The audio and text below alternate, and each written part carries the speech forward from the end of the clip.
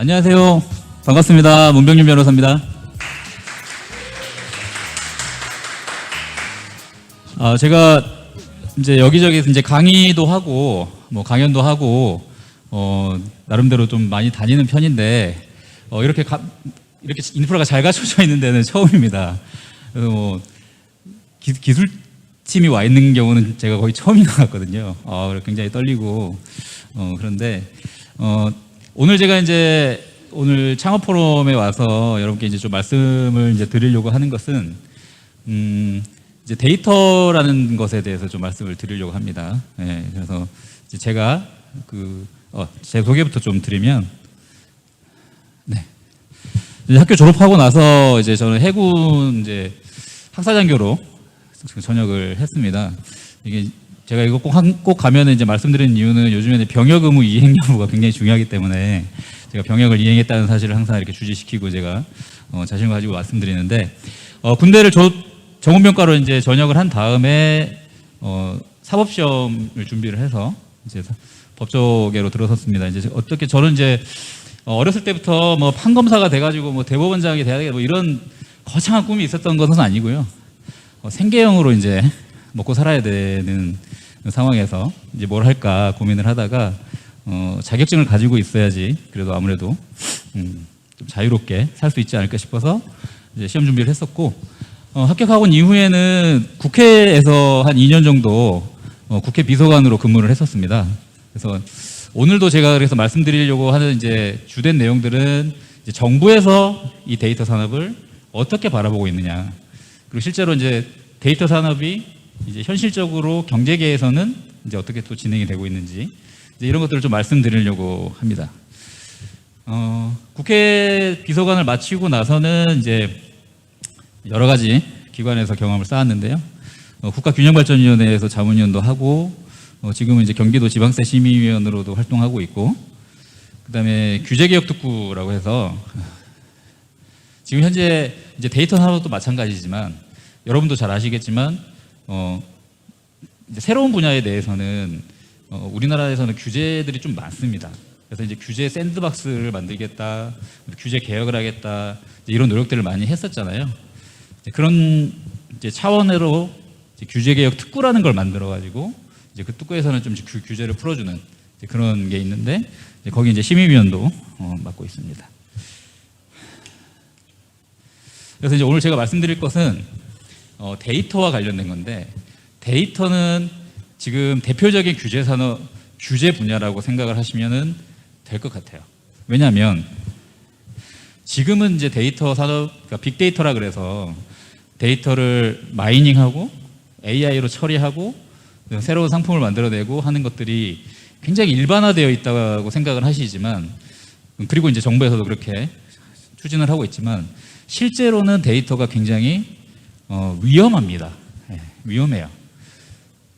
예를 들어서 뭐 여러분들이 이제 제가 이제 어디 가서 이제 항상 물어보거든요.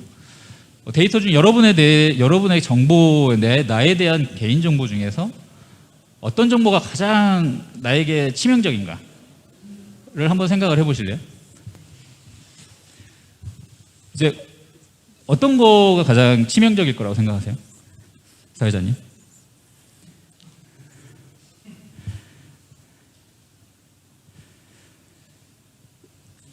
주소, 네, 주소, 주민등록번호 뭐 이렇게 하는데 대부분 뭘 말씀하시냐면 전과라고 말씀을 하십니다. 전과가 있으신 분들이 많은지 몰라도 하여튼 전과는 나에게 되게 치명적일 것 같다 이렇게 말씀을 하시거든요.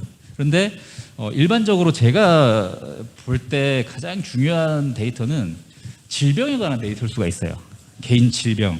그러니까 예를 들면 내가 정신병력이 있다, 내지는 뭐 성병력이라든지 에이즈 같은 이런 좀 사회적으로 꺼려지는 그런 병력들이 있다. 그러면 이런 질병에 관한 정보들이 굉장히 치명적일 수가 있습니다, 제가 볼 때.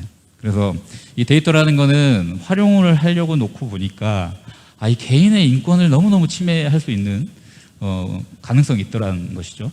그렇기 때문에 이제 정부에서는 데이터 산업을 활성화하기 위해서 이 활용할 수 있는 방법도 열어주지만 어떻게 하면 인권이 침해되지 않을까 하는 방어하려고 하는 그런 노력도 굉장히 많이 하고 있습니다. 그래서 오늘 제가 이제 말씀드리려고 하는 게 그 빅데이터 산업이 얼마나 이렇게 지금까지 잘 진행되고 있고 정부에서 어떻게 추진하고 있는지, 제가 주로 정부에서 어떻게 추진하고 있는지에 대해서 좀 초점을 맞춰가지고 말씀을 드리고, 그리고 이제 이 데이터라는 게 이 정보 인권, 그 정보 주체의 권리를 어떻게 보호할 것인지, 그리고 이제 정보 인권의 측면 플러스 데이터 산업이라는 게 굉장히 또 사회적 책임도 과도 되게 연결이 되어 있습니다. 그래서 이제 그건 구체적 사례를 들어서 제가 좀 설명을 드리도록 하겠습니다. 그리고 이제 질의응답은 그때그때 편하게 물어보시면, 목차 하나하나 넘어갈 때마다 물어보시면은 제가 그때그때 대답을 해드리도록 하겠습니다. 네. 이 데이터가 뭔지, 그러니까 우리나라, 이게 저희는 법률가잖아요. 근데 법률가의 입장에서, 그리고 이제 국회에서 근무를 해본 사람 입장에서 봤을 때 우리나라의 예산이 나온다. 예산 아시죠? 예산. 이제 매 정기국회 때 예산안을 처리하잖아요. 그런데 예산을 만들고 예산을 집행하기 위해서는 반드시 법률의 근거가 필요하거든요. 법률의 근거가. 그리고 이제 우리나라 이제 헌법에 기본적으로 다 권리가 나와 있지만, 기본권이라는 게 있지만, 실제로 그 기본권이 보장되기 위해서는 또 법률이 있어야 됩니다. 그 기본권을 보장해주는 법률이요. 예를 들면 신체의 자유가 있지만, 우리 신체의 자유는 어디서 보장되냐면 형사소송법으로 보장이 되거든요. 이제 그렇게 이제 매치가 돼야 되는 건데, 그렇기 때문에 이제 데이터라는 것을 이해하고 어떻게 정책이 나오는지를 보시려면은 데이터가 법률에 있느냐가 중요했었어요. 제가 볼 땐. 그런데 우리나라 법률 중에 데이터라는 개념 자체가 없었어요. 작년까지도 없었습니다. 그냥 데이터는 학계에서 사용되는, 혹은 일반적인 산업계에서 사용되는 그런 용어였던 거예요. 그런데 이제 정부 입장에서 봤을 때는 예산을 만들고 정책을 집행하고 하려면은 법률적으로 근거가 있어야 되는데, 그 법률적 근거가 명확해야 되거든요. 자, 그러다 보니까 작년에서야 드디어 데이터라는 법률 용어를 만듭니다. 먼저 행정에 관한 법률이 나온 거예요. 행정. 그래서 데이터 기반 행정을 활성화하는 법률을 만들어서 거기에서 이제 데이터를 정의를 했는데, 데이터라는 게 그렇습니다. 제일 중요한 거는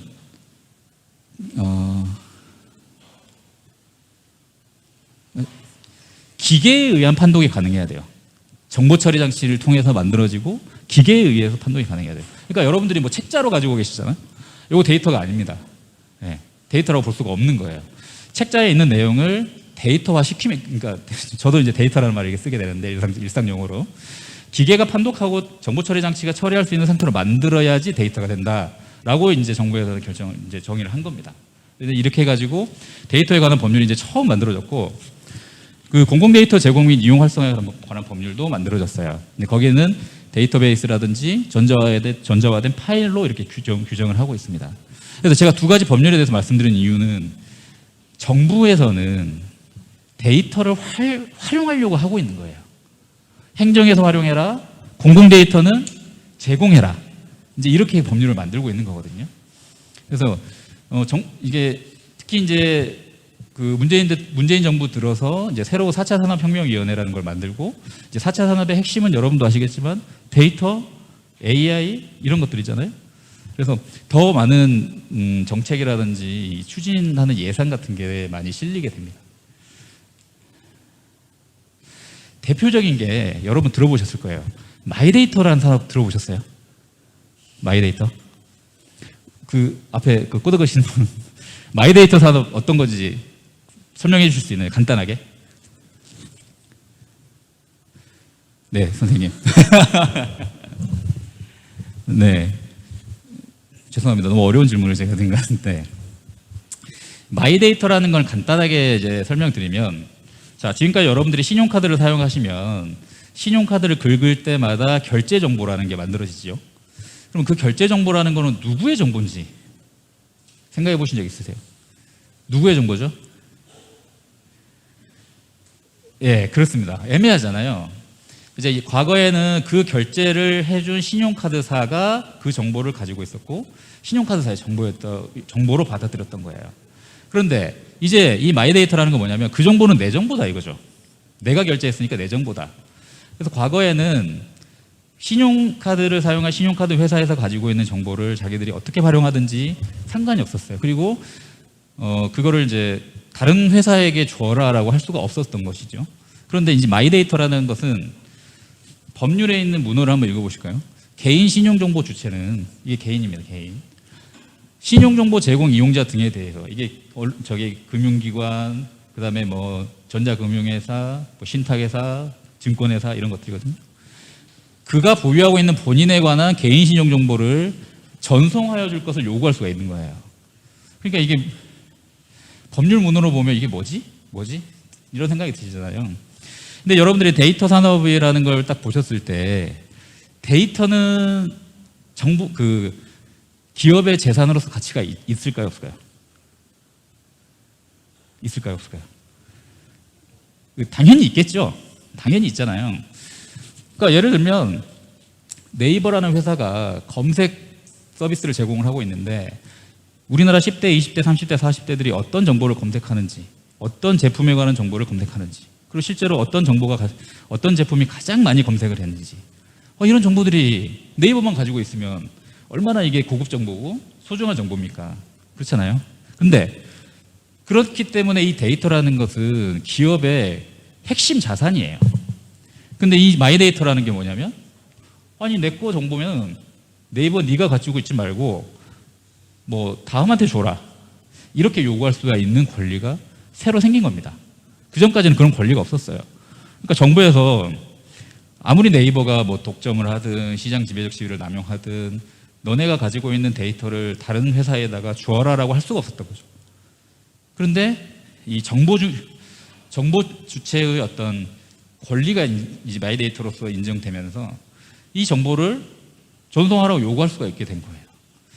그러니까 이제 어떻게 했습니까? 난리가 났겠죠. 실제로 난리가 났어요. 그 전에 이제 이렇게 마이데이터 사업을 하려면 금융위원회에서 인가를 해줘야 됩니다. 조건을 취득해서. 그럼 여러분 같으면은 이 마이데이터 사업을 하고 싶겠습니까? 안 하고 싶겠습니까? 하고 싶으시겠죠? 네. 이런데 관심 있으신 창업을 준비하시는 분들도 있으실 거 아니에요. 그러면 이제 마이데이터 사업이 되면은 어떻게 할 수 있느냐? 내가 직접 수집하지 않은 정보도, 그러니까 내가 기술적으로나 업력으로나 이게 없단 말입니다. 근데 오늘 당장 여러 사람을 통해서 그 사람들의 데이터를 나에게 달라라고 설득만 한다면 기존에 어느 곳에선가 수집되었던 데이터들을 그날 내가 가질 수 있게 되는 거예요. 그러면 의료 서비스를 생각을 하시는 분이든 아니면은 뭐 엔터테인먼트의 그 동영상 콘텐츠 제공 서비스를 생각을 하시는 분이든 이런 분들은 그 데이터를 활용을 하실 수가 있는 거죠. 그러니까 이런 걸 갖게 된다면 얼마나 좋겠습니까? 그러니까 이제 여러 회사들이 내가 마이데이터 사업을 하겠다고 이제 신청을 하면 금융위원회에서 이제 그 인가를 해줬어요. 그래서 지금 보시는 대로 이제 28개사 보시면 은행도 있고, 여전이라는 거는 여신 전문 금융업이라는 것이고 쉽게 말하면 신용카드예요. 신용카드. 카드사에서 돈을 먼저 내주고 나중에 카드사에서 돈 받잖아요. 그리고 금융투자, 상호금융, 저축은행에 이제 핀테크가 들어가 있는 겁니다. 핀테크가. 그래서 핀테크라고 하시면 뭐냐면 인터넷 쇼핑입니다. 인터넷 쇼핑. 자, 그래서 이제 싸움이 벌어지는 거예요. 자, 대표적인 게 이제 상거래 정보입니다. 상거래 정보. 신용정보법에 이 마이데이터 사업이 있기 때문에 이 마이데이터, 그러니까 내 정보 전송 요구권, 이 마이데이터의 대상이 되는 정보가 어디까지냐가 또 굉장히 이슈가 됐었어요.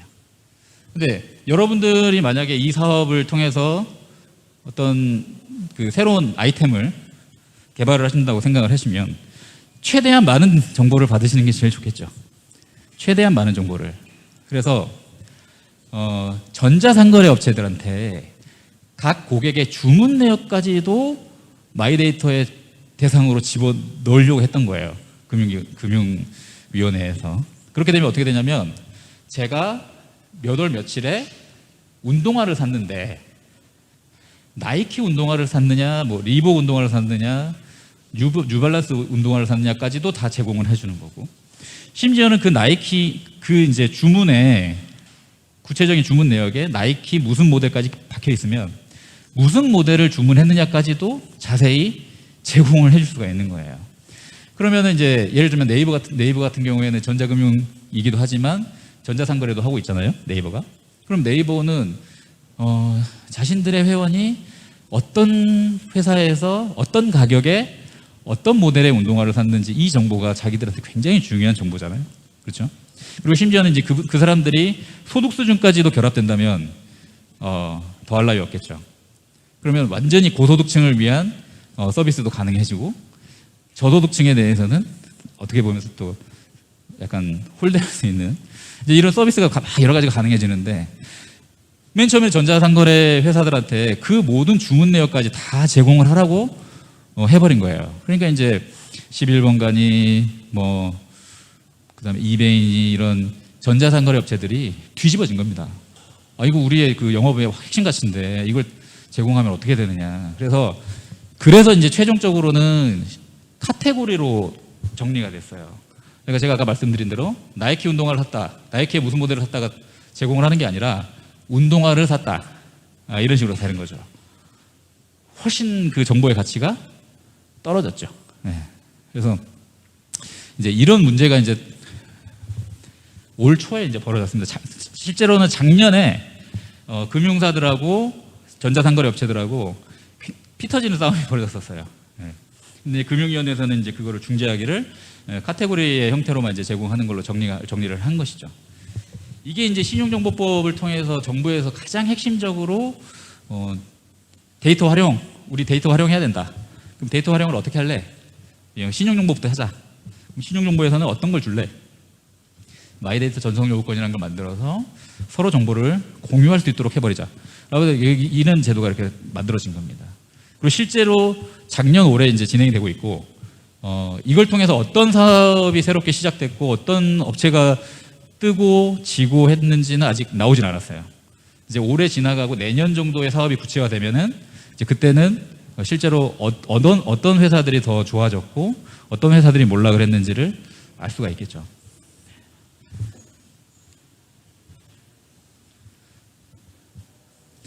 그리고 이제 두 번째로 제가 말씀드릴 그 데이터에 관련된 정부에서 추진하는 거는 보건의료 데이터입니다.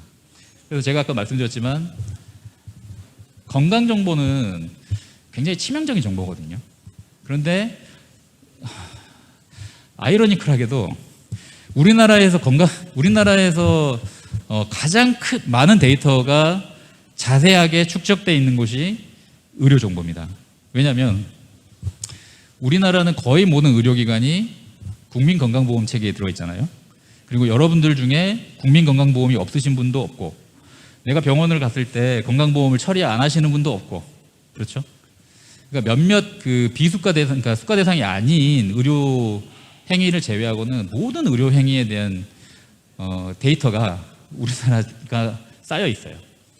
그 건강보험공단, 건강보험심사평가원, 그다음에 질병관리본부, 암센터 이런 데서 이 데이터를 전부 다 가지고 있습니다. 그러니까 이제 정부에서 봤을 땐 데이터 산업을 활성화를 해야 되면 일단 빅데이터가 형성되어 있는 곳이 제일 중요한데 어디가 형성되어 있느냐 보니까 의료인 거예요. 그래서 이제 의료에 대해서 빅데이터 플랫폼을 만들자는 정책이 이제 등장을 합니다. 자, 내용을 보시면 이게 올해 4월 달에 발표한 건데 보시면 이제 아시겠죠? 데이터 3법이 2020년에 개정이 돼가지고 1년이 지났는데 실제로 데이터 산업은 전혀 활성화가 안 되고 있습니다. 그러니까 이 보건의료 데이터부터 시작을 해가지고 통합 플랫폼을 만들자라는 정책이 이제 등장을 하는 거예요. 그래서 제일 중요한 거는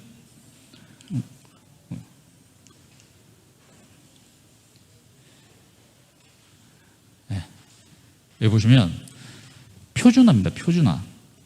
표준화는 왜 중요한가? 어, 지금 의료기관이 가지고 있는 데이터들이 이 데이터를 보시면 데이터는 이제 이렇게 되잖아요. 이름이 나올 것이고 주민등록번호 내지는 환자 번호가 나올 것이고 진료한 날짜, 진료한 질병, 기간, 그렇죠. 기간, 그다음에 치료 여부 뭐 이런 여러 가지 요소들이 복잡하게 연결되어 있잖아요. 자, 그런데 이건 의료 정보인 거고 이 사람의 재산 정보는 여기는 안 들어와 있잖아요. 그럼 이 재산 정보를 여기다가 붙이면은 누가 제일 좋을까요? 한 개인의 재력 정보 플러스 의료 정보가 결합이 된다면 보험사들이 환장합니다. 이런 거 가지면 보험사들이. 왜? 보험사라는 거는 보험 사고를 줄이면 줄일수록 수익이 나거든요. 보험 사고를 줄이면. 그런데 이제 여러분들이 저기 언론에서도 좀 보셨을 수가 있겠지만 소득 수준이 높으면 높을수록 기대 수명이 올라가죠. 평소에 하도 이제 건강 관리를 잘 받기 때문입니다. 그러면 이제 여러분들이 보험사입니다. 내지는 이제 보험사의 어떤 보험 상품을 설계를 해주는 서비스를 제공한다고 했을 때 누구를 상대로 제품을 판매하면 제일 좋겠어요? 소득 수준이 높은 사람을 상대로 제품을 판매할수록 수익이 많이 날 거 아닙니까? 그리고 병원을 자주 가거나 소득 수준이 낮은 사람들은 어떻게 웬만하면 계약을 안 하려고 하겠죠. 그러면 보험사 입장에서는 어떤 서비스가 굉장히 좋겠어요? 내가 보험사에 제안을 합니다. 너네 고객들 중에서 계약을 종결시켜야 될 사람을 골라주겠다. 그러면 어떻게 될까요? 보험사에서 환장하겠죠. 네. 그런 것처럼 이제 의료 정보하고 그 사람의 재산 정보, 소득 수준 정보, 소비 수준 정보, 이제 이걸 다 합쳐버리겠다는 거죠. 근데 이제 문제는 이제 이게 각각의 기관에 나눠져 있잖아요. 의료정보야 건강보험 내지는 심평원에 있겠지만 재산정보 뭐 이런 것들은 국세청 이런 데 나눠져 있잖아요. 다. 그러면 이 여러 개로 나눠져 있는 수집되어 있는 정보들이 통합이 되려면 뭐가 맞아야 되냐면 그 플랫폼이 맞아야 됩니다. 그렇죠? 플랫폼이 적절한 비유가 되는지 모르지만 정부에서 한글을 쓰니까 우리도 워드 쓰고 싶지만 한글 써야 되는 거잖아요. 이제 이런 식으로 이제 그 플랫폼을 맞춰줘야 되는 거죠. 그래서 이제 데이터 표준화 사업을 하겠다라고 이렇게 정부에서 발표를 하고 예산을 붓고 있는 겁니다. 그럼 이제 누군가는 의료정보의 표준화 사업을 하는 기술적인 조치 내지는 보완 조치를 해주는 회사가 또 만들어지겠죠. 이렇게 이제 산업들이 만들어지는 거겠죠. 그래서 지금 목표는 이렇습니다. 5년 내에 데이터 선도 의료기관을 지금 이미 시작했어요. 지정하고 있습니다. 네, 서울 아산병원이라든지 뭐 삼성병원 이렇게 데이터 중심 병원이 지정이 돼서 예산 받아서 이제 사업을 시작을 하고 있어요. 이제 하겠다는 겁니다. 이런 식으로. 자, 이렇게 되면은 이제 의료 정보가 굉장히 상품화될 가능성이 높아지겠죠. 네. 그래서 보시면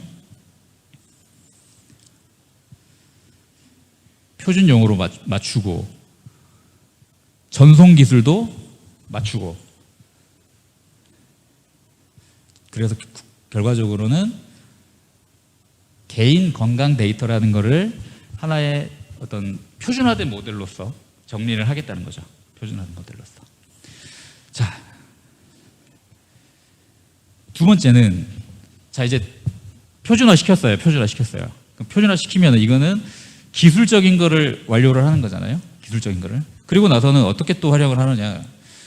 데이터 인공지능 혁신 전략이라 그래서 이 정보를 제공을 하겠다는 겁니다. 제공을.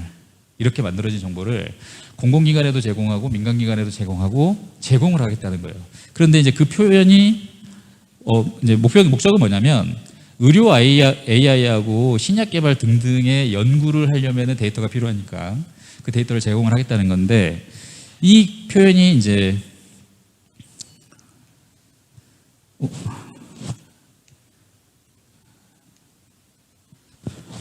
제가 빼먹었는데 병원, 학교, 연구소, 민간기업 이렇게 되어 있습니다.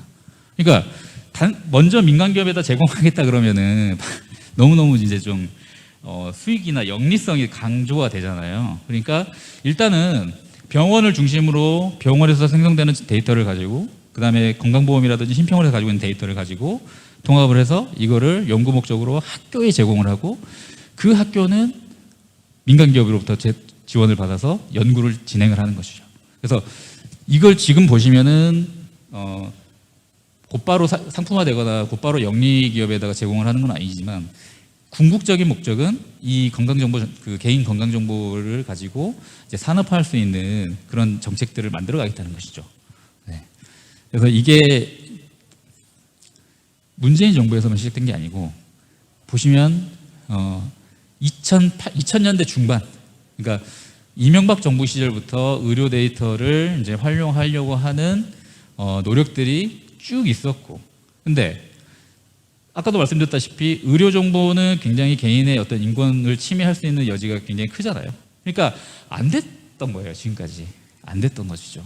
그런데 최대 이제 더 이상 정부가 2번이나 바뀌면서도 이제 진행이 되고 있기 때문에 어떤 제 생각으로는 이제 이런 흐름을 막기는 좀 어려워진 것 같은데, 문제는 뭐냐면은 이제 보건의료 빅데이터 같은 경우에는 악용될 위험이 굉장히 크다라는 게 여러 시민단체와 학계의 주장이에요. 실제로 여러분들이 생각할 때도 그럴 수 있죠. 그렇기 때문에 빅데이터를 위하여 데이터 산업을 활성화시키기 위해서 규제를 푸는 것은 곧 사회적 위험을 초래할 수 있는 것과 마찬가지입니다. 그렇기 때문에 2020년도 작년에 데이터 관련된 법률들을 개정을 하면서 데이터를 활용할 수도 있게 만들었지만 아까 말씀드린 대로 데이터의 그 주체를 개인으로 명확하게 하고 그 개인의 권리를 침해했을 때 강력한 처벌 수단들을 만들었어요. 그러니까 이제 2가지 트랙이 이제 병행이 되는 거죠. 이제 그걸 말씀드리는 게 이제 개인정보 보호에 관련된 이슈입니다. 혹시 질문 있으신가요? 너무 좀 제 혼자 얘기하고 있는 것 같아서 질문 있으신가요? 네. 네.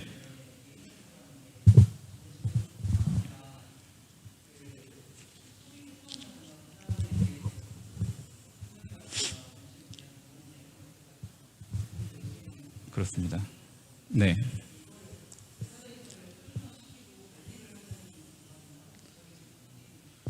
지금은 완전 통합된 데이터를 지금은 그런 게 없습니다. 네. 근데 이제 이 개인정보보호법을 좀 자세히 설명을 드리면 이제 여기에 나와 있는데 개인정보를 결합할 수 있는 결합기관이라는 게 있어요.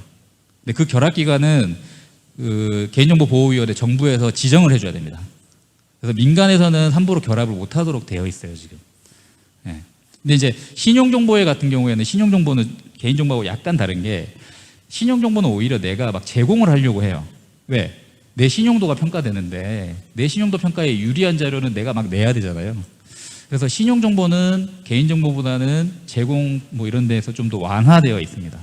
그리고 실제로 민간 기업에서도 신용정보를 다 수집을 해가지고 신용도를 평가하고 있죠.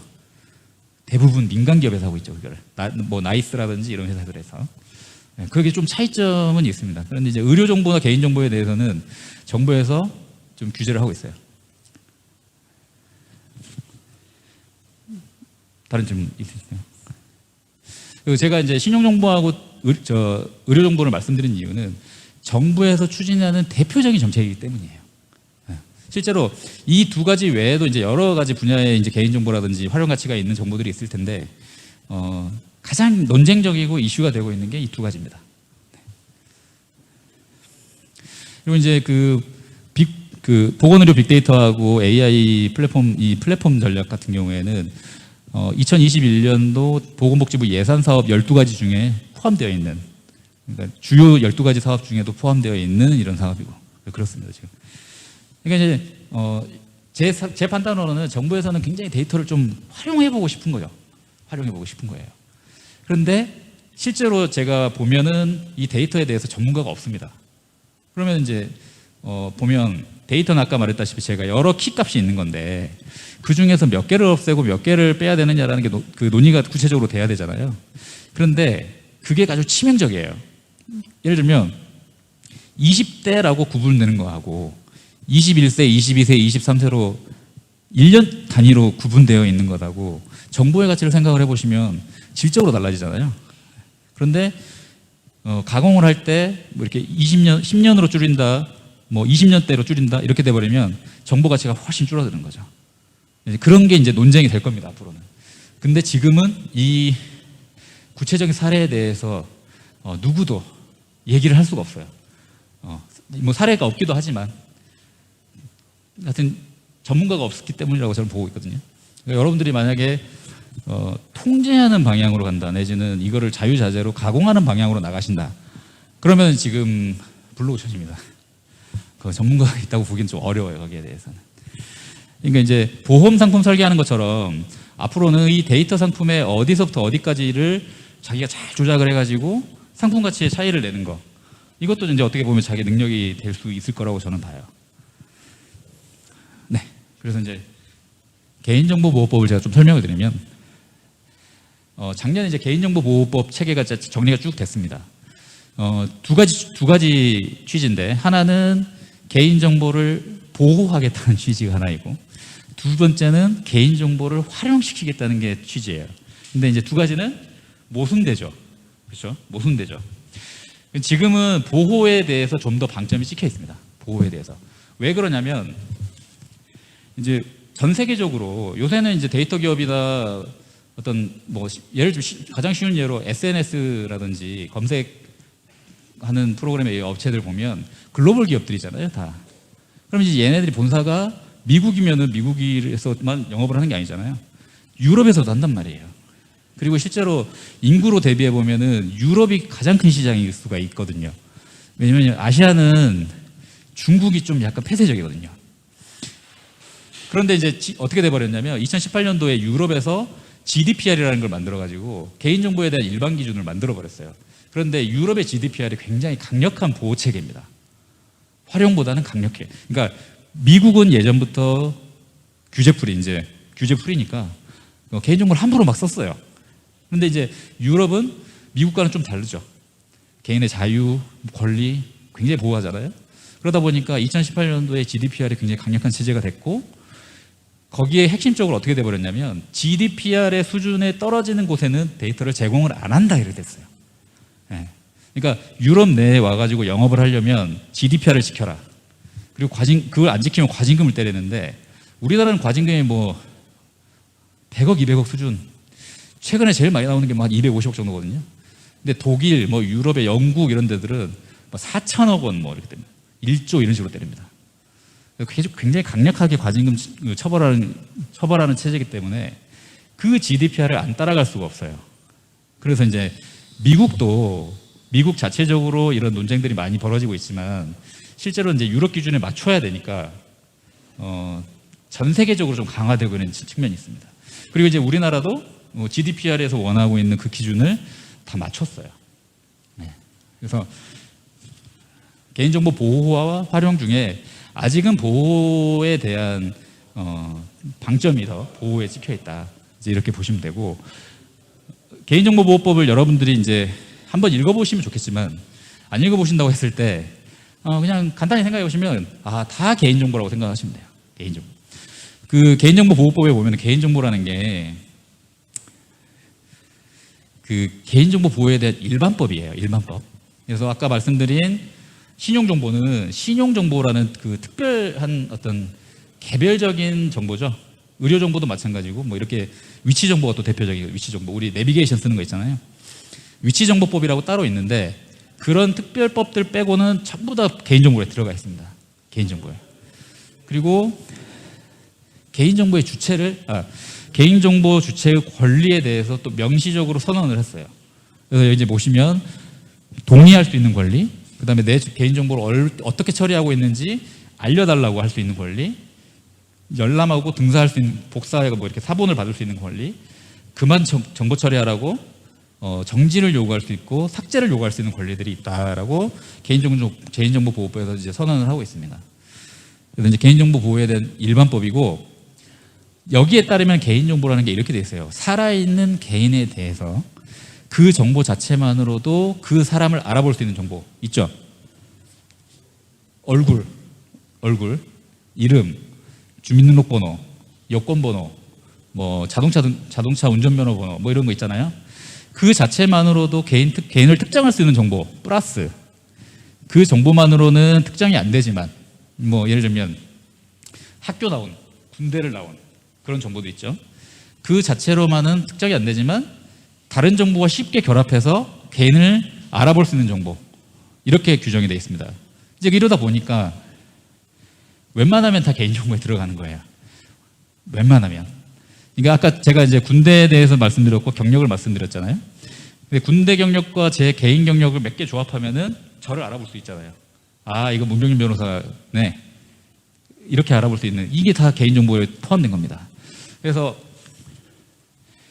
아주 좀 예외적이긴 하지만 판례 중에는 어떤 판례도 있느냐, 휴대전화번호 마지막 4자리 개인정보라고 봤습니다. 휴대전화번호의 마지막 4자리. 왜?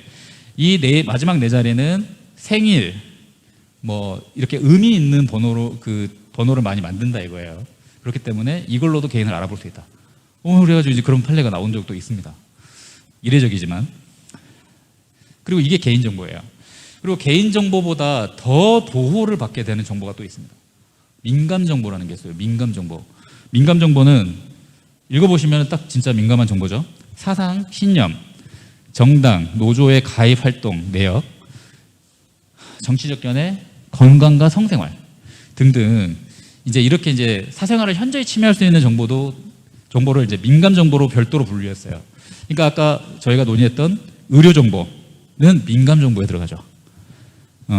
그래서 일반 개인 정보는 기본적으로 동의를 얻거나, 그다음에 이제 예외적으로는 동의 없이도 처리를 할 수 있거든요. 근데 민감 정보는 안 돼요. 반드시 동의를 얻거나 법령의 규정이 있어야 돼요. 그렇지 않고서는 처리를 못하게도록 막아놨습니다. 그리고 이제 그 다음에는 고유식별 정보라는 게 있는데, 이게 아까 말씀드린 대로 나라에서 지정해준 정보예요. 주민등록번호, 여권번호, 자동차 운전면허 번호, 그다음에 이제 외국인은 이제 외국인 등록번호, 요 4가지가 단데, 이 4가지밖에 없는 건데, 이 고유식별 정보도 마찬가지입니다. 동의를 하거나 법령에 근거가 있어야 돼요. 여기서 가장 강력하게 보호되는 거는 주민등록번호입니다. 여러분들 주민등록번호는 그 사람의 동의를 얻어도 안 돼요. 내가 동의했다고 해가지고 그 사람의 주민등록번호를 수집해서는 안 됩니다. 오로지 법령의 근거가 있어야 돼요. 오로지. 그래서 이렇게 단계별로 보호를 하고 있습니다. 근데 이제 여러분들이 딱 보시면 아시겠지만, 상업적 가치가 있는 정보는 어떤 거겠습니까? 상업적 가치가 있는 정보는 민감 정보겠죠. 민감 정보. 예? 훨씬 더 가치가 있잖아요. 그리고 제 경력 알아서 뭐 하겠습니까? 예? 제 연소득하고 뭐 제 질병 내용이나 이런 걸 알아야지 이제 돈이 되는 거겠죠. 그래서 하여튼 이게 이제 딜레마예요. 데이터 산업에서 가치 있는 데이터들은 그만큼 그 인권과 어떤 정보 주체 권리를 침해할 수 있는 가능성이 높은 정보라는 것이죠. 두 번째는 이제 활용. 개인정보를 활용할 수 있도록 해줬습니다. 그래서 가명정보라는 개념을 만들어서 가명 처리를 한 가명정보에 대해서는 동의 없이도 처리할 수 있도록 열어줬어요. 그래서 이제 가명 처리가 뭐냐 하면, 개인정보의 일부를 삭제하거나 일부 또는 전부를 대체해가지고 만들어진 정보가 가명정보입니다. 그 가명정보에 대해서는 이제 동의 없이도 처리할 수 있는 활용폭을 넓혀줬는데, 이 가명 처리를 이제 어떻게 할 것이냐가 쟁점이 되겠죠. 그거는 이제 좀 구체적으로 쭉 나와 있는데, 그래서 가명 정보라는 거를 만들어줬는데, 이게 이제 개정되고 나서 1년 됐거든요. 근데 1년 동안에 어떤 활용이 막 됐는지는 알 수 없습니다. 네. 그리고 이 가명 정보라는 게 실제로 정보 가치가 떨어져 버리는 거잖아요. 네. 데이터의 가치가 떨어지잖아요. 그러면 이 가명 정보만 가지고도 산업화가 될 수 있느냐, 돈을 벌 수 있느냐, 정말로. 이거는 이제 논쟁적인 거죠, 지금 아직까지도.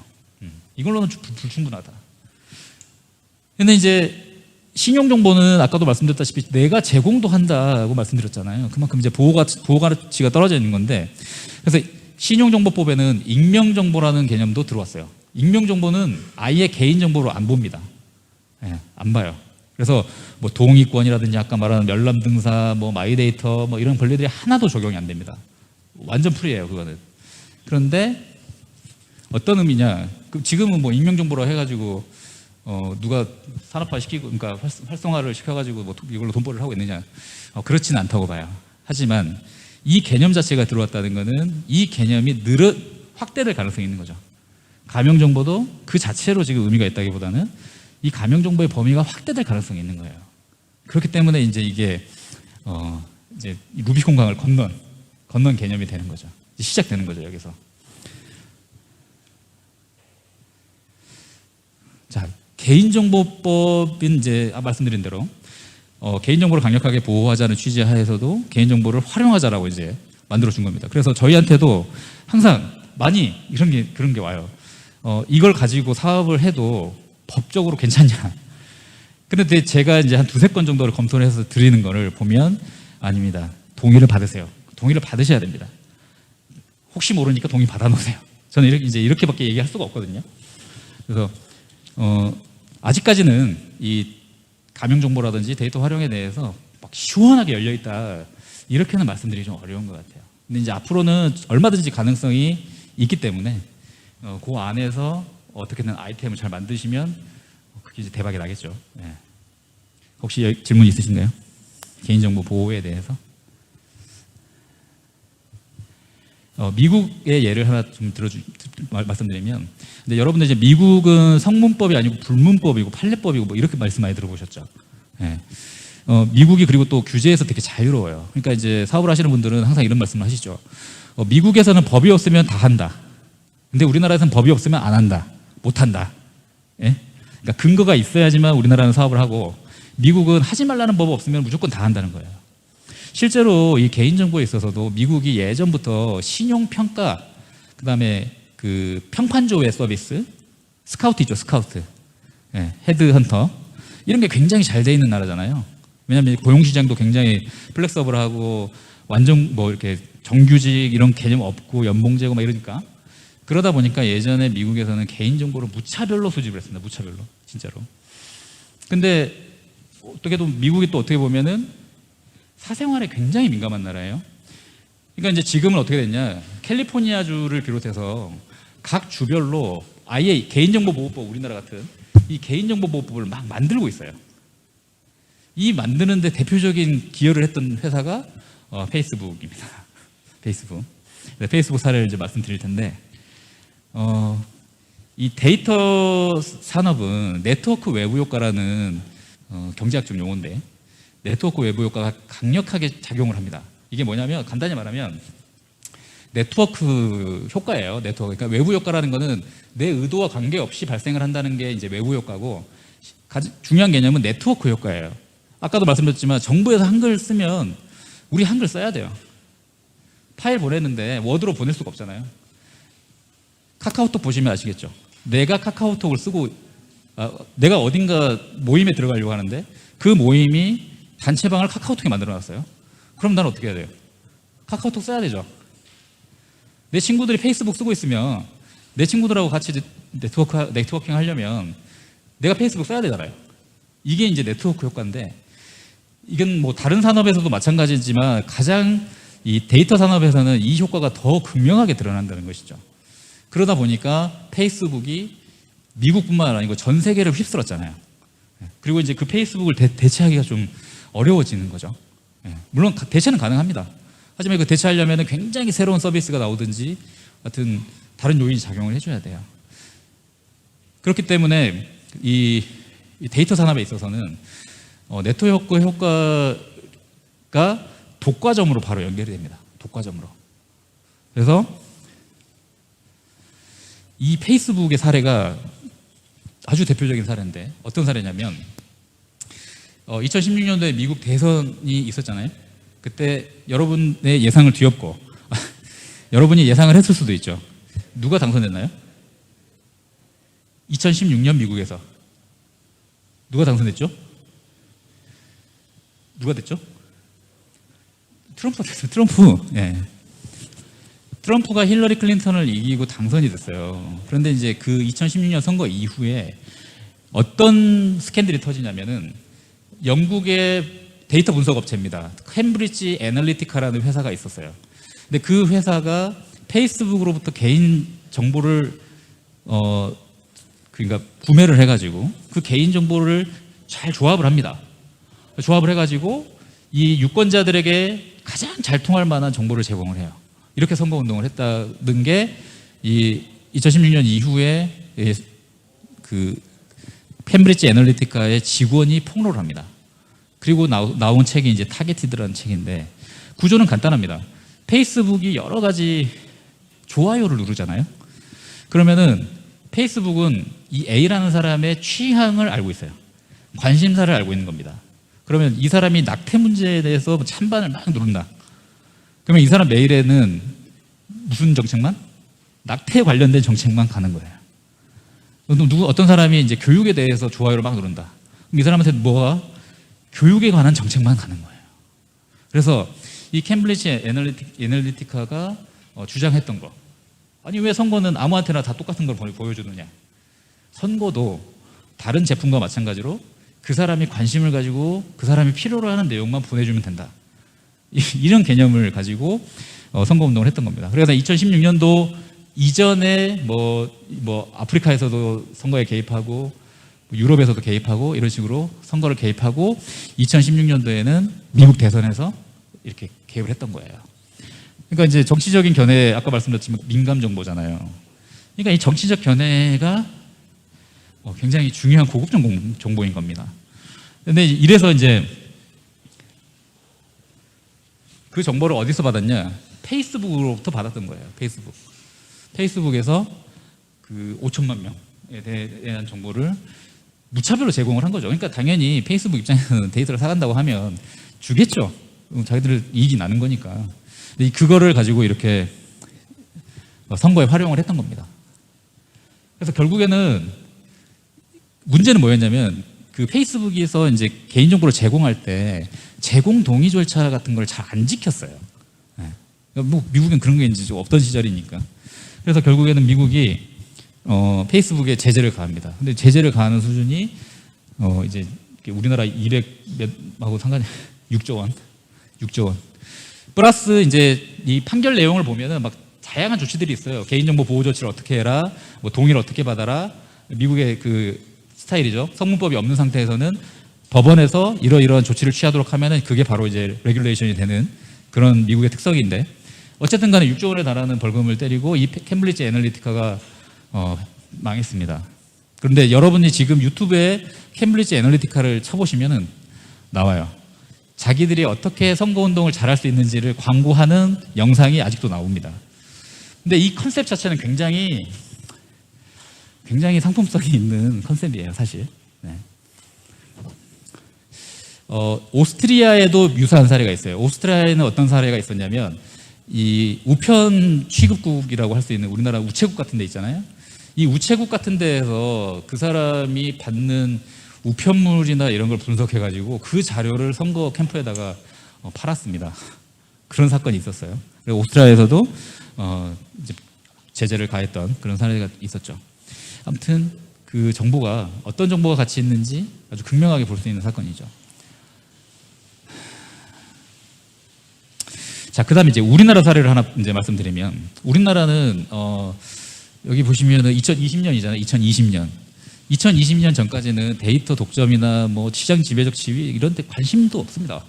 뭐 어떻게 되는지도 별로 관심도 없었어요. 그런데 이제 2020년에 가서야 네이버가 쇼핑의 검색 알고리즘을 약간 조작을 해서 아까 제가 말씀드렸죠. 네이버는 전자금융회사, 네이버 파이낸셜도 있지만 전자상거래 업체 네이버 쇼핑도 있습니다. 그래서 네이버 쇼핑에 그러니까 네이버에다가 자사의 검색 상품을 또 우선순위로 올라오도록 이렇게 했던 것이죠. 네. 그래서 알고리즘을 조작해가지고 자사 서비스에 유리한 방향으로 했습니다. 그래서 이제 이게 최초로 우리나라에서 규제한 사안이에요. 그러니까 이 공정위에서 너무 이제 신이 나서 보도자료까지 이렇게 낸 겁니다. 아, 우리가 이제 드디어 데이터 산업에도 공정거래 이슈를 도입해가지고 이렇게 규제를 하고 있다. 이렇게만 나온 거예요. 근데 보시면 네이버가 12.68%에서 26.2%로 거의 2배 이상 성장을 하죠. 그런데 문제 이게 왜냐? 오픈마켓별 시장 점유율 자체를 보면은 네이버가 21.08, 21.78 해가지고 비슷비슷해요. 다른 업체들하고. 그런데 유독 네이버 쇼핑 내에서만 가면은 26.2%, 10.2%, 8.5%로 차이가 많이 나버리는 거죠. 그러니까 이 데이터를 보는 순간 아, 네이버 쇼핑은 뭔가 잘못되어 있구나. 시장의 비율하고 왜곡되어 있구나라는 걸 알 수가 있는 거죠. 그래서 제가 자, 이 사태에서 네이버가 과징금을 맞습니다. 얼마 맞았는지 아까 제가 말씀드렸죠. 246억 원을 맞았어요. 이게 이것도 이제 많이 맞은 거라고 이제 그때 이제 회자가 됐지만 미국, 유럽하고 비교해 보면은 어마어마한 차이가 납니다. 미국은 아까 페이스북 6조 원이었죠. 독일이나 영국에서도 개인정보 누출되거나 이렇게 개인정보 사고를 내는 기업들한테 과징금을 매기는데 브리티시 에어라인 같은 경우에 4천억씩 맞아요. 4천억씩. 메리어트 호텔 체인 있잖아요. 메리어트 호텔 체인도 수천억을 맞습니다. 근데 이제 우리나라는 아직까지는 갈 길이 멀죠. 240억이면 저도 낼 수 있는 금액은 아니지만 어쨌든 금액 자체가 굉장히 적기 때문에 그래서 데이터에서 왜 그러면 독과점이냐 시장 지배적 지위냐 이게 중요하냐. 아니 우리 다 같이 네이버 쓰고 행복하면 된 거 아닙니까? 라고 할 수도 있지만 실제로는 독점은 반드시 시장 구조의 왜곡으로 나타나고 시장 구조가 왜곡되는 순간 그 피해는 누구한테 오냐면 소비자한테 옵니다. 보세요. 네이버가 만약에 90%를 장악을 했다 그러면 네이버가 책정하는 가격이 그대로 시장 가격이 되는 겁니다. 지금 그래가지고 이제 카카오 대리 같은 경우도 처음에는 수수료가 적다가 점차 올라간다. 카카오 택시 그런 얘기도 많이 들어보셨죠. 이거는 기업으로서는 당연한 결과일 수도 있어요. 주주를 위하여 수익을 올리려면은 자기가 가진 지위를 잘 활용을 해야 되니까. 하지만 그 활용되는 순간 피해는 이제 소비자들한테 돌아온다는 것이죠. 이제 그렇기 때문에 이제 공정거래, 독과점 이런 이슈들을 이제 규제를 하고 있고 우리나라는 늦었습니다. 미국이나 유럽은 훨씬 우리보다 빨라요. 네, 그래서 제 생각에는 앞으로 이제 우리나라 같은 경우도 미국이나 유럽 수준으로 점차 올라가지 않을까 하는 생각이 들어요. 네. 네. 혹시 지금까지 이제 질문 있으시면 질문 좀 해주십시오. 질문. 상관없습니다. 아무거나 강의 내용이 없는 거라도 괜찮습니다. 네. 네네. 네네. 그렇습니다. 네. 그 로톡이 이제 저희 업계에서는 굉장히 이제 이슈가 됐어요. 로톡이. 그러니까 제 입장에서 말씀드리면, 예를 들면, 코로나 시대가 되면서 식당과 배달업체가 극명하게 수익이 바뀌었잖아요. 그러면 식당과 배달업체의 차이는 뭐냐? 식당은 전화를 해가지고 음성으로 어디로 갖다 주세요라고 하면 기록이 안 남습니다. 아까 제가 말씀드렸죠. 데이터는 전자적으로 처리가 가능해야 되는 거죠. 그러니까 코로나로 인해서 큰 변화 중에 하나는 그러니까 음식 업계에서 데이터의 중요성이 높아졌다는 거죠. 근데 이제 음식 배달 같은 경우는 굉장히 단순화되어 있는 데이터이기 때문에 이렇게 가더라도 어떤 피해나 이렇게 발생할 여지는 별로 없어 보여요. 그렇기 때문에 실제로 이렇게 산업이 성장을 한 거고. 근데 이제 법률 상담 같은 경우에는 제가 지금도 말씀드리지만 개인정보보호법 이거 하나 설명하는데 이걸로는 안 되잖아요. 설명을 이제 구체적 사례에 따라 가지고 다 얘기를 해줘야 되거든요. 근데 이제 로톡 같은 경우는 그런 기능을 구현할 수 있는지는 의구심이 있었어요. 그러다 보니까 로톡은 뭐가 돼버렸냐면 형사 변호사요? 예, 형사 변호사 여기 있습니다. 이렇게 된 거예요. 그러니까 예를 들면 네이버 지식인이라는 걸 자기들은 하겠다고 했는데 네이버 쇼핑만 하고 있는 거죠. 로톡이. 그러니까 변호사는 이제 중개를 못하게 되어 있거든요. 변호사 알선을 못하게 되어 있어요. 그래서 법률 서비스가 아닌 알선 서비스만 남아버린 거죠. 그래서 아마 변협이나 이제 법무부에서는 법무부는 좀 낫나? 하여튼 변협에서는 규제를 하려고 하는 것 같습니다. 저도 알선 서비스만 남아있는 서비스 정도면 변호사법 위반 소지가 굉장히 높다고 보고 있고요. 법률 서비스를 해줘야 되는데 그러기가 쉽지는 않아요. 근데 언젠가는 그 언어 알고리즘 있잖아요. 언어에 대해서 이제 알고리즘이나 이제 AI가 데이터 마이닝이나 이런 걸 통해 가지고 인공지능 학습이 된다면 가능은 해질 수 있지 않을까 싶긴 해요. 근데 실제로 똑같은 죄를 저질렀다라는 말 자체도 불가능하고요. 똑같은 죄라는 건 없습니다. 벌어진 상황이라든지 동기라든지 이게 다 다르기 때문에 음주운전 단속밖에 없어요. 똑같은 범죄라는 건. 나머지는 다 다르기 때문에, 그리고 이제 범죄를 저지른 후에 반성하느냐, 피해를 보상했느냐, 보상했으면 얼마를 보상했느냐, 이런 것들이 다 고려돼서 이제 형량이 나오기 때문에 그 형량 예측이라는 건 사실 의미가 없습니다. 막말로 이제 벌금 나온다고 해가지고 맘 놓고 있었는데 실형 나와버리면 누구한테 책임을 돌리겠습니까? 네.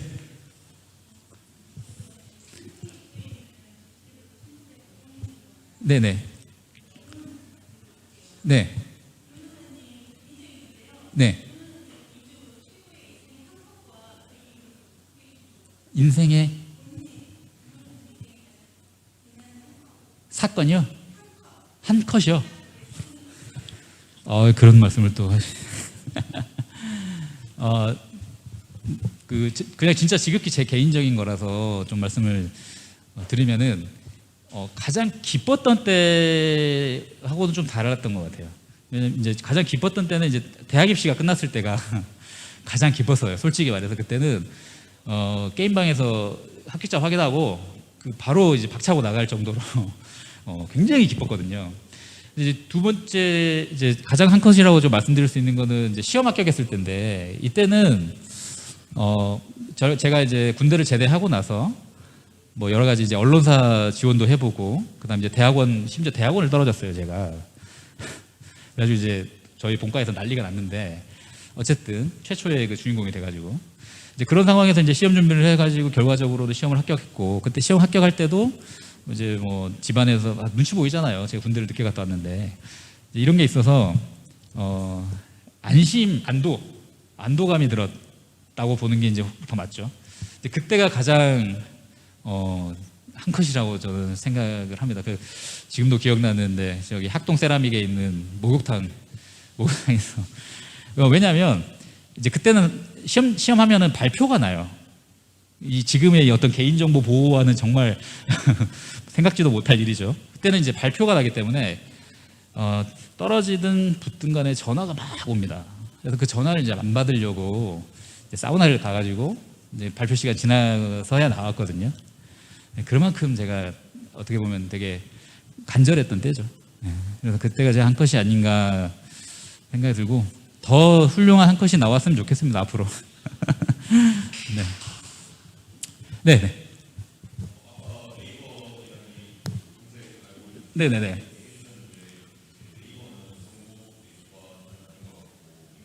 네네. 네.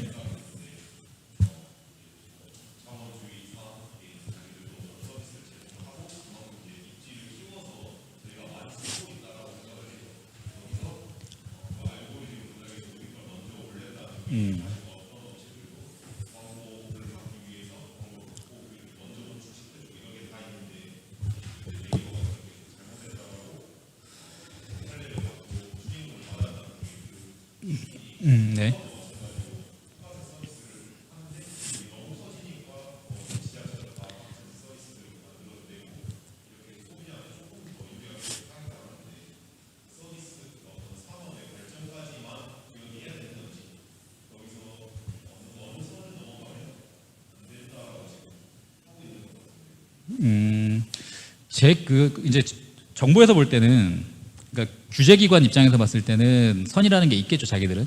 근데 제가 볼 때는 저는 이제 민간에서 활동을 하는 사람이기 때문에, 만약에 회사가 이런 뭐 상품을 하고 궁극적으로는 이렇게까지 가고 싶다라고 했을 때는 당연히 가셔야죠라고 저는 얘기를 하죠. 당연히. 그리고 이 독과점이라는 거는 항상 반복되는 문제입니다. 그 제가 이제 기억날 때 초중 때부터 이제 생각을 해보면 그때는 MS가 문제였어요. MS가 윈도우에다가 메신저를 끼워 판다고 했거든요. 그리고 지금 생각해보면 정말 말도 안 되는 일이지만 그때 당시에는 운영체제에다가 메신저를 끼워 파는 게 독과점 뭐 이렇게 부정 경쟁 행위라 뭐 이래가지고 미국에서 규제하고 막 그랬었거든요. 그 실제로 좀 미국 그 페이스북 같은 경우에 페이스북이 독과점이라는 게 미국에서 또 이슈가 된 거 있어요. 이거 방금 말씀드린 거는 개인정보 유출인 거고 독과점이라는 게 이슈가 되는데 이거는 미국 FOMC에서는 제재를 했는데 법원가 졌어요. 그러니까 FOMC가 졌어요. 그 페이스북이 이겼어요.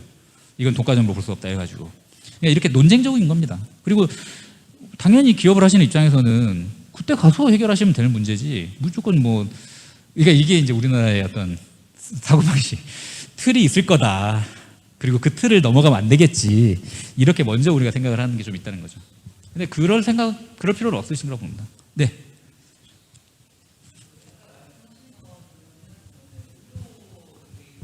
네. 네. 네.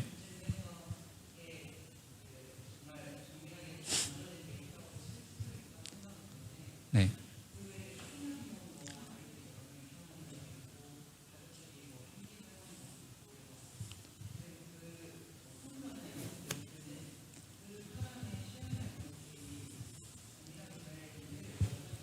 네네네.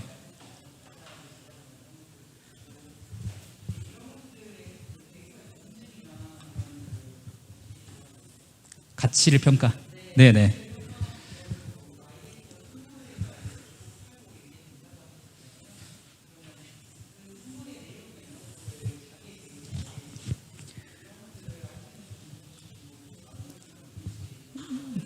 음, 네.